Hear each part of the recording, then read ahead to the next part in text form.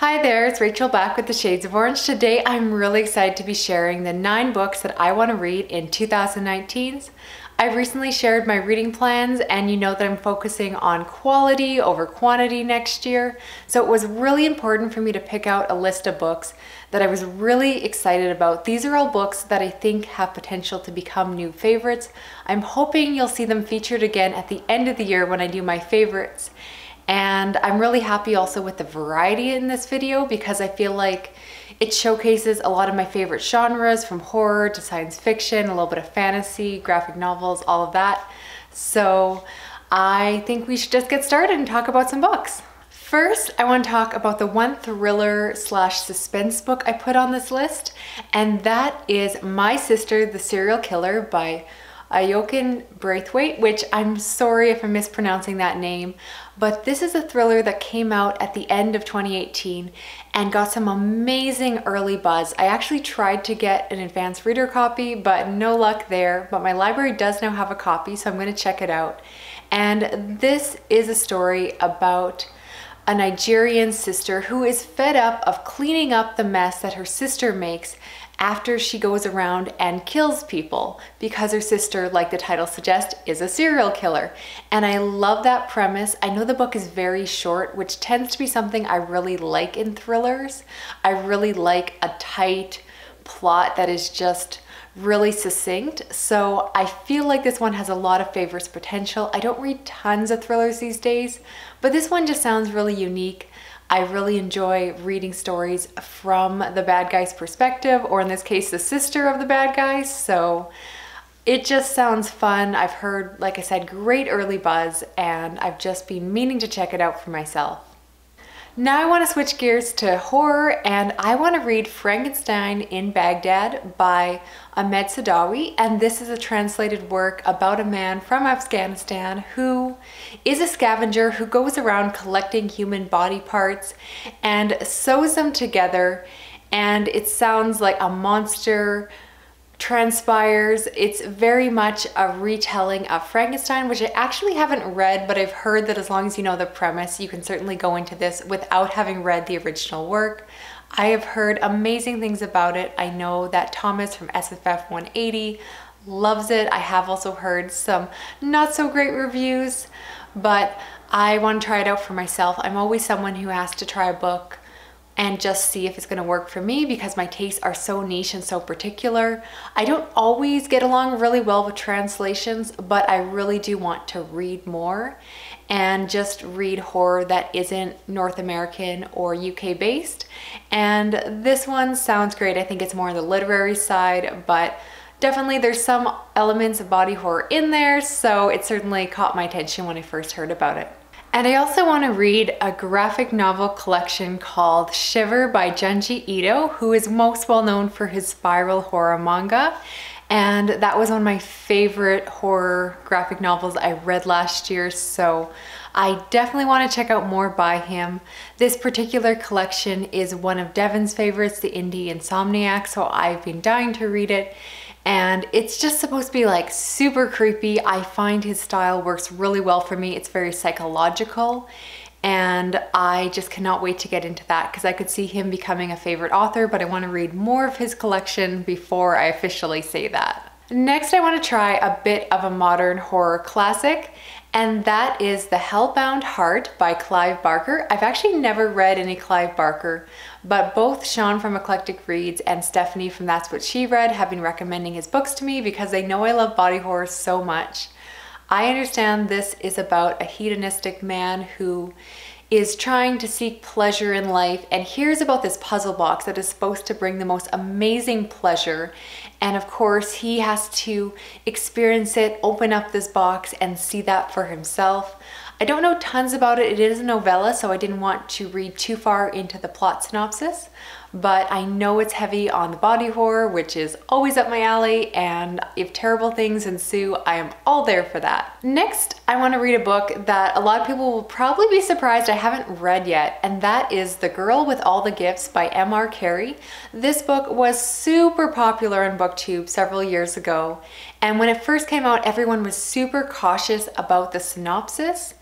And I'm gonna do the same just because I don't want to be the one to spoil it for anyone. However, because of the movie and a lot of people are now talking about it much more openly on BookTube, I am aware of the twist of this one. But the short synopsis is that it's about a girl who attends this school for the gifted, but there is something strange going on because in order to attend class, she is strapped down in this wheelchair and everyone seems to be afraid of her.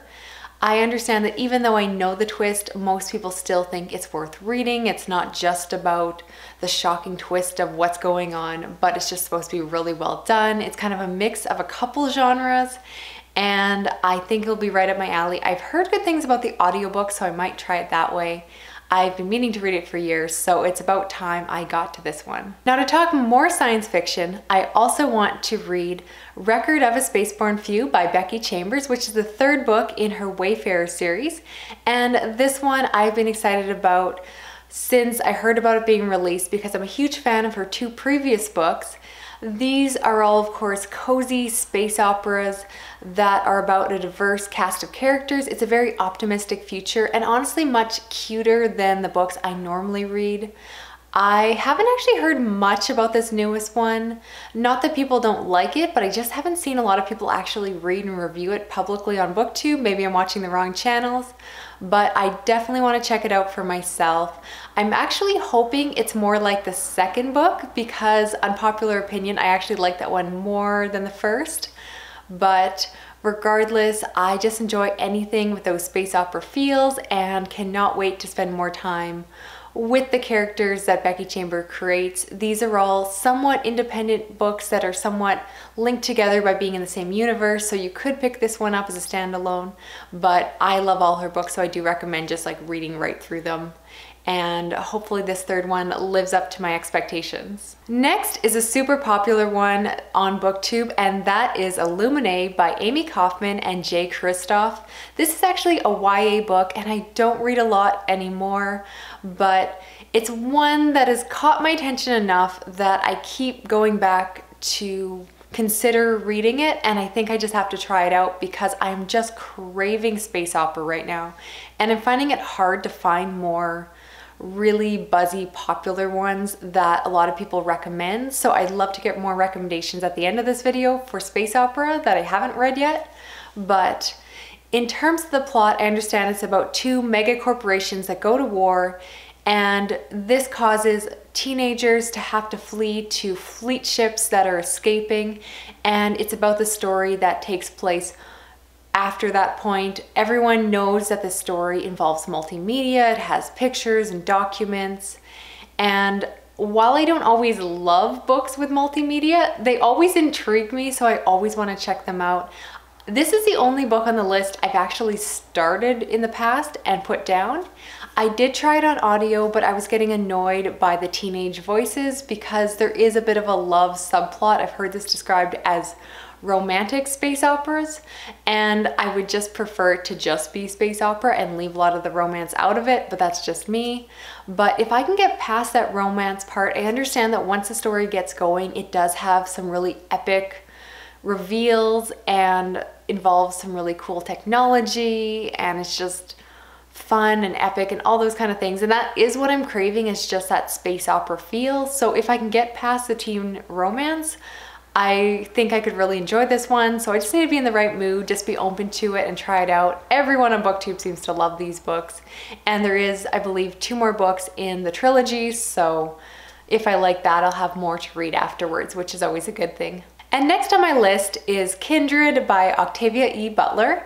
And surprisingly enough, I have only read 1 book by her, and that is Fledgling, which I only read this year, but I really enjoyed. And so I've been meaning to pick up more of her books. I think a lot of people find Kindred to be their favorite. It seems to be the most beloved, so I thought this would be a good one to follow up with. It's technically considered science fiction because there's a time travel element, but a lot of people would classify it as historical fiction. This book, the short synopsis is that it's about a woman from the 1970s who somehow ends up getting sent back in time, and I believe it deals with a lot of race and slavery issues.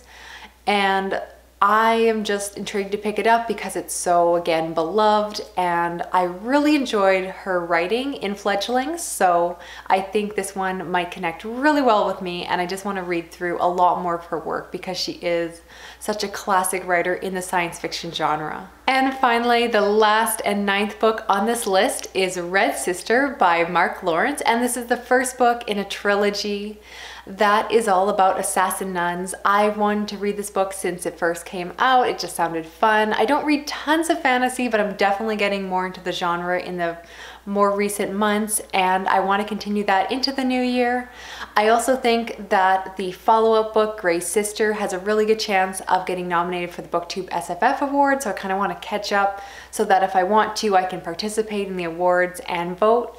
But it just sounds like a lot of fun. I think it's diverse. There might be a lesbian relationship in the story, and everyone on BookTube seems to be raving about this series. I really enjoyed Mark Lawrence's other series, starting with The Prince of Thorns, so I've been meaning to read more by him anyway, so I might as well go and check out his newest books that are still coming out and kind of enjoy them while they're still big and buzzy on BookTube. So that is the 9th and final book that I have on this list, but it's by no means the only books I plan on reading next year. So again, give me recommendations for other books you think I should put on my short list while I'm trying to focus on just reading the best in 2019.